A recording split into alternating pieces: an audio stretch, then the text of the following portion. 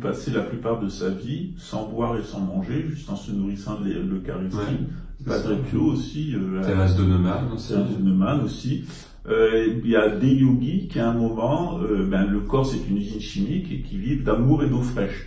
Alors c'est pas à la portée de tout le monde, hein. Il faut être un grand yogi ou une grande sainte touchée par une grâce particulière. C'est-à-dire que si vous essayez, vous allez mettre votre santé physique et votre santé psychique en danger. Le jeûne, c'est pas une activité anodine, hein. C'est une activité qui peut être très dangereuse pour votre santé physique et psychique. C'est une chirurgie interne qui est non invasive, mais qui, si elle est mal pratiquée, peut être destructrice pour le système organique interne. J'ai une résistance physique très forte, mais j'ai vu des gens qui étaient un peu frêles, qui faisaient des jeûnes. Ils mettaient des mois à se remettre après un jeûne qu'ils avaient un peu forcé pour passer un cap mentalement par la volonté, mais que derrière le système organique n'a pas suivi parce que il n'y avait pas de pratique spirituelle. Faisant du yoga, j'ai vu qu'en faisant du qigong et du yoga, mon jeûne, je le vivais très bien parce que je faisais des pratiques à côté et je me sentais nourri sans forcément manger physiquement, je me sentais nourri spirituellement. Beaucoup plus intensément, je dormais moins et je faisais des soins. Et c'est là que, bien plus tard, pour revenir à Thierry, ce qu'il disait dans ses enseignements, quand il décrédibilisait un peu la pratique de la médecine ayurvédique, que c'était ancestral et que ça manquait de clarté. Surtout qu'il a un certain culot, le mec, parce que la médecine ayurvédique, c'est une médecine qui a environ maintenant 3500 ans, 5000 ans. Enfin, elle a été beaucoup codifiée au cours du XVIe siècle, mais c'est une médecine qui a plusieurs millénaires et qu'on retrouve d'ailleurs dans les Védas. La médecine ayurvédique, c'est un des Védas, Ayurveda. Donc les Védas sont des textes qui datent de certains de 8000 ans avant Jésus-Christ. Donc de dire que cette tradition, elle est erronée, qu'elle est confuse, peut-être c'est lui qui est erroné et c'est lui qui est confus, parce qu'en Inde, dans tous les hôpitaux, il y a de la médecine ayurvédique. C'est comme avoir l'aplomb de dire que la médecine traditionnelle chinoise, elle est confuse et elle est erronée, alors qu'elle est pratiquée en Chine depuis 5000 ans avec les résultats qu'on connaît. Oui, puis surtout que c'est en collaboration dans les hôpitaux chinois, hein. Ils travaillent, il y a souvent le bâtiment qui est coupé en deux pour le traditionnel et pour le système moderne. Donc ils s'entendent très bien. Ils ont vraiment un avancement sur notre culture en France liée à la science sans conscience, où on a beaucoup à apprendre. Donc j'ai fait cette expérience dans les enseignements de Thierry.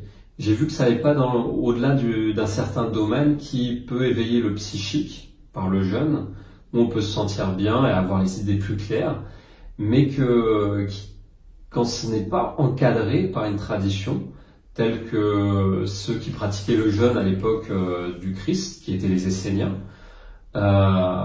Les pratiquants du jeûne spirituel allaient au bord d'un fleuve et remplissaient des calebasses et se faisaient des lavements. Pourquoi ? C'est parce que lorsqu'ils faisaient ces lavements, ils savaient très bien qu'ils viraient des entités. Il y a des bactéries qu'ils avaient dans les intestins et qu'il y avait des entités spirituelles qui étaient liées à ces bactéries. Alors il y a aussi qu'à l'époque on mangeait bio, et on mangeait bio.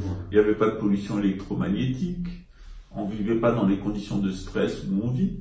L'espérance de vie des hommes, elle était de 80-85 ans à cette époque-là, mais déjà souvent à 45 ou 50 ans on était pas mal usé parce qu'on vivait dans la nature et que les Esséniens c'était quand même l'élite du peuple juif. On rentrait dans l'école essénienne, on rentrait chez les Esséniens que si on correspondait à l'Adam Cadnum. C'est-à-dire qu'on vous étudiait jusque à la pilosité, la longueur des doigts, vos dents, etc. Et que pour pouvoir rentrer dans les écoles esséniennes, il fallait vraiment être dans le patron de l'Adam Cadnum, de l'Adam cosmique. Sinon, on rentrait pas. Donc c'était vraiment l'élite de l'élite. Généralement, c'était des gens qui étaient assez solides physiquement, assez charpentés, assez solides d'un point de vue psychique et qui étaient propres à mener bien une véritable guerre spirituelle contre le bas astral. Et donc on est vraiment dans l'élite de l'élite juive. Cette élite juive, elle a disparu. Jésus était l'un d'entre eux puisqu'il était un nazoréen, qui est le titre le plus élevé chez les Esséniens. Et à l'heure actuelle, généralement, ce que vous allez rencontrer, c'est des pseudo-Esséniens, des néo-Esséniens qui sont une refabrication contemporaine des pratiques et des cultes des Esséniens, mais sans influence spirituelle. C'est-à-dire qu'on est, comme dans le cadre de la théosophie ou de l'anthroposophie, dans du psychique La Rose-Croix à laquelle appartenait Steiner n'est pas la Rose-Croix de la Renaissance. Il n'y a aucun lien, c'est une recréation du XVIIIe siècle. Et celle dont j'ai fait partie, la Morque, à peu près au même niveau, en même temps. J'avais des restes de la Morque en prenant les enseignements de Thierry. Donc j'ai fait ce jeûne jusqu'à ce stage de processus pranique en 2014 et sans encadrement spirituel traditionnel. J'avais un encadrement thérapeutique, mais pas une pratique liée à un prêtre qui me suivait depuis longtemps dans la communauté. Donc, ce qui fait que je me suis retrouvé livré à moi-même, n'ayant pas réussi à continuer ce processus une fois que je l'avais reçu. J'ai vécu beaucoup d'émotions qui sont remontées. Et j'ai fait des jeûnes et des lavements à répétition et ça m'a un peu bouffé la santé. On va faire une petite pause, je vais vérifier un peu.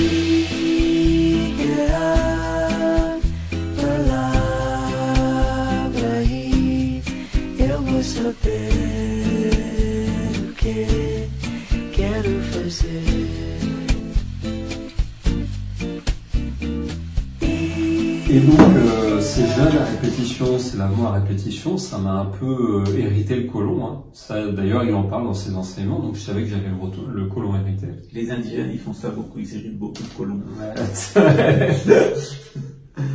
Et puis j'ai fini par me choper aussi un candidat albican. À manger que des fruits, comme il conseille, d'être crudivore. Et ben c'est ce qui finit par arriver quand on mange un peu de céréales avec le cru, on se finit par se faire un champignon interne. Voire des Helicobacter pylori, qui crée c'est une bactérie qui crée des douleurs très fortes des intestins et qui affecte beaucoup d'ailleurs les gens du sud qui ont tendance à manger beaucoup de salade et moins cuit. Et à force de subir comme ça des problèmes chroniques, en ayant reçu les enseignements, je savais ce que c'était un problème chronique et jusqu'à un problème aigu. Je me suis dit, mince, il va falloir quand même que je fasse attention que ça soit pas trop aigu après. Et j'ai commencé à me tourner vers la médecine chinoise, revenir vers elle, parce que j'ai été à la base de la médecine chinoise, ce qui m'a permis de me sortir de mes problèmes d'avant, avant de connaître les enseignements de Thierry. Et j'ai repris une alimentation, on va dire, omnivore, sans trop manger quand même de poisson ni d'œufs, parce que mon système digestif était transformé en fait. Et c'est ce qui arrive, c'est le problème que lorsqu'on suit ces enseignements steinériens ou de crédivorisme, c'est ce qui n'est pas dit avant de suivre cet enseignement, c'est qu'on va transformer son corps avec une doctrine. Et qu'après, pour revenir en arrière, pour reprendre une vie traditionnelle, c'est une forme de lutte. Et c'est lors j'ai reçu un exorcisme par un prêtre traditionnel catholique, et que j'ai quitté une relation avec qui j'étais après cette expérience pranique avec qui j'étais pendant 3 ans. D'une femme, voilà. Que j'ai pris conscience qu'en fait, en faisant toutes ces expériences de jeûne et de processus pranique, je m'étais collé des formes d'entités démoniaques qui m'empêchaient de me connecter à ma vraie foi, ma spiritualité profonde, en étant pris dans des doctrines qui étaient très liées au psychisme.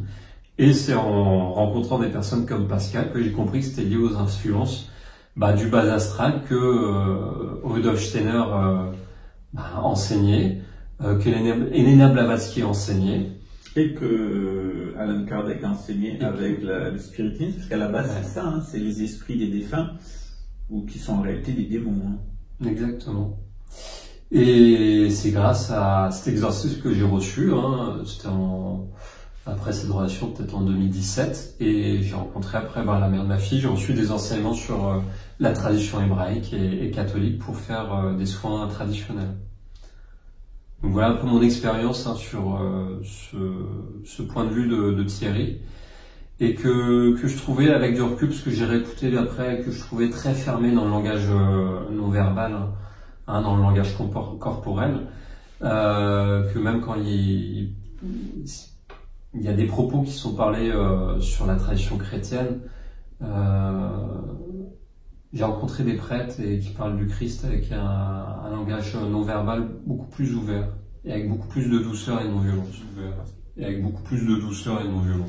Alors, ce qu'il faut comprendre, c'est que en parallèle, d'abord Vatican II, c'est un concile qui a transformé l'Église catholique en Église protestante. C'est-à-dire qu'il n'y a plus de sacré, il n'y a plus de tradition, et ça peut être des laïcs qui vont rentrer dans la sacristie, qui vont rentrer dans la nef, qui vont rentrer qui vont toucher au tabernacle, qui vont toucher l'hostie avec les mains, en violation de tous les usages qu'il y a eu dans le christianisme depuis l'époque de Jésus.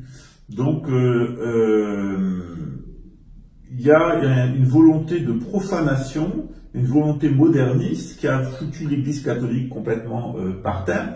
Et à côté de ces catholiques 2.0 de Vatican II, il y a aussi toutes ces églises évangélistes chrétiennes, et puis il y a tous ces chrétiens qui sont en marge du New Age, qui pratiquent le New Age, donc comme Thierry Casasnovas, qui se dit chrétien, et pourtant il parle de réincarnation. Il n'y a pas de réincarnation dans le christianisme, il n'y en a pas non plus dans le bouddhisme, je vous rassure. C'est un autre dispositif, c'est un dispositif de renaissance, et pas un phénomène de réincarnation qui peut exister, mais comme exception et non pas comme règle. Dans le cas, par exemple, des Tulkus tibétains. Et je suis bien placé pour vous en parler. Donc,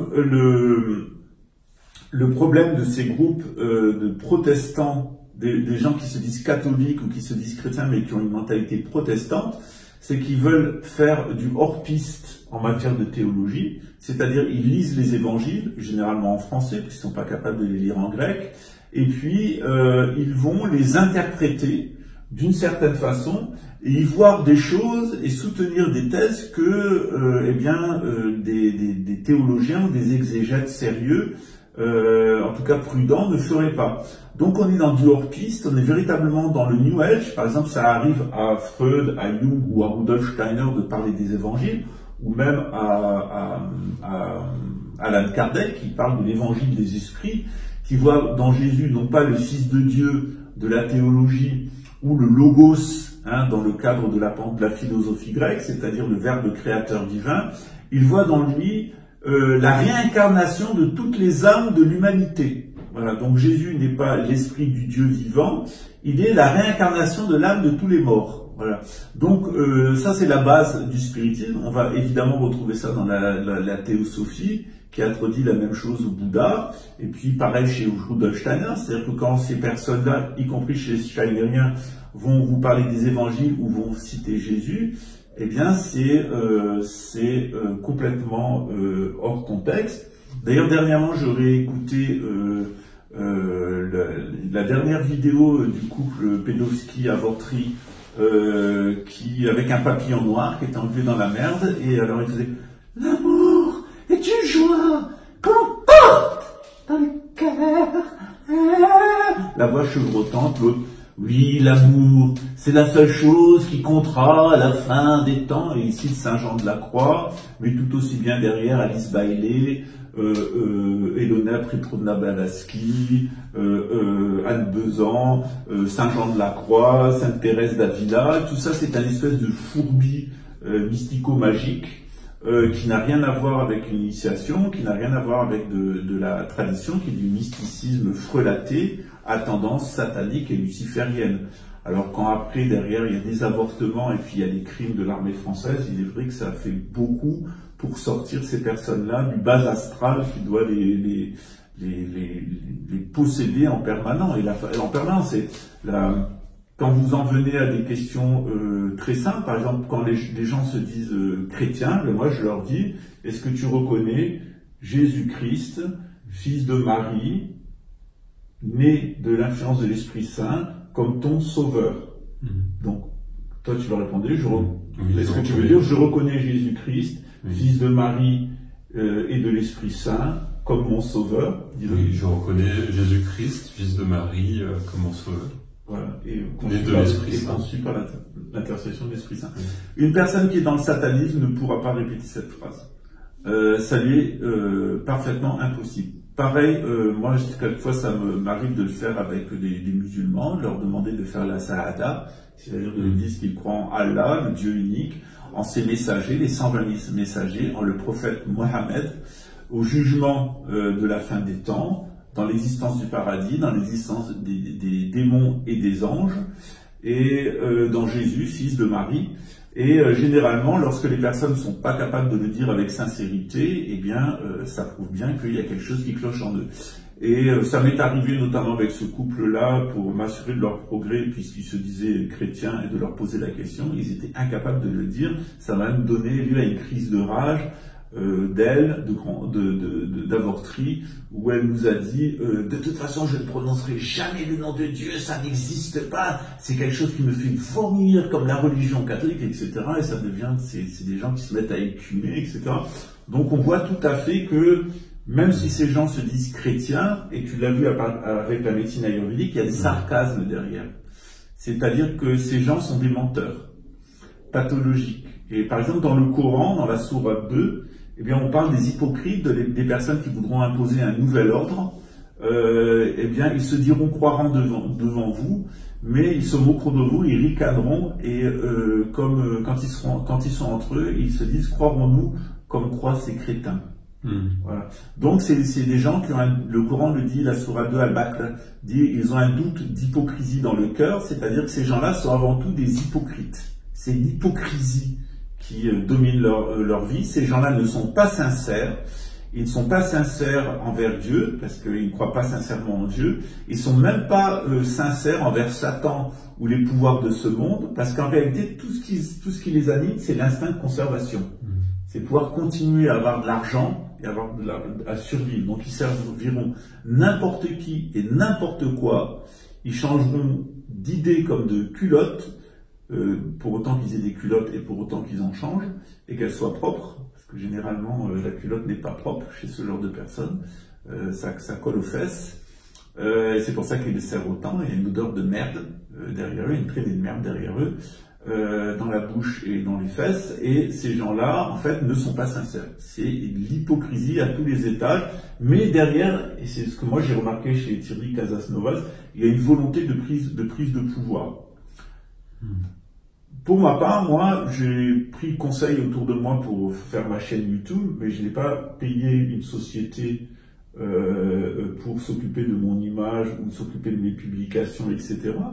Et si je l'avais fait, je me serais interrogé sur cette société. Alors, la société qui s'occupe de Thierry Casasnovas, on l'a vu, ben, c'est deux sociétés en une, dont une est directement liée à l'extrême droite, fascisme en particulier, au fascisme écologique à tendance naturaliste, qui n'hésite pas d'ailleurs à nouer des contrats et à recevoir des subventions et des fonds de tout le système industriel, y compris Pfizer et McDonald's. Donc on est vraiment chez des schizophrènes. C'est tout ce que tu voulais dire? Ouais, j'ai pas d'autres informations à donner. Je vais beaucoup parler comme d'habitude. Ouais. On va me dire, tu coupes tout le temps, Nicolas. Oui, le couteau. Bon, ça va, non. Oui, je me trouve bien accueilli, en tout cas.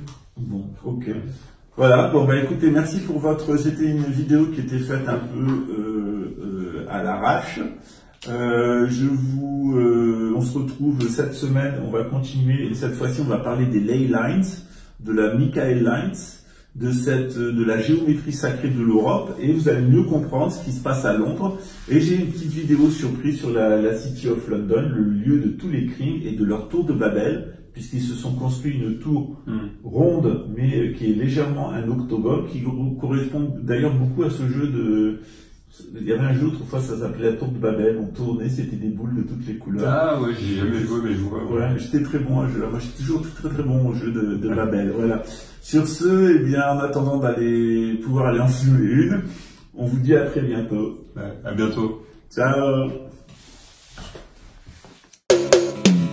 mentir pra mentiroso, me fazer de bobo, esse aqui não vai não. Seu beijo até que é gostoso, eu piro no seu corpo, mas dividir não curto não.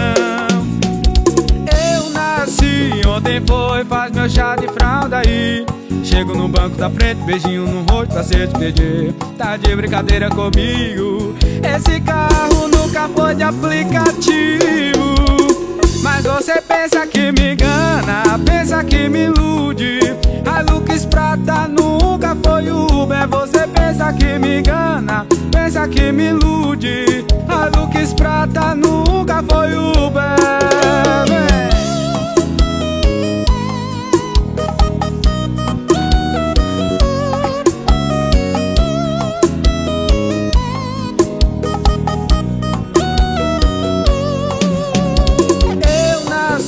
Ontem foi, faz meu chá de fralda aí. Chego no banco da frente, beijinho no rosto pra se despedir. Tá de brincadeira comigo, esse carro nunca foi de aplicativo. Mas você pensa que me engana, pensa que me ilude. Hilux prata nunca foi Uber. Você pensa que me engana, pensa que me ilude. Hilux prata nunca foi Uber. Você pensa que me engana, pensa que me ilude. Hilux prata nunca foi Uber. Você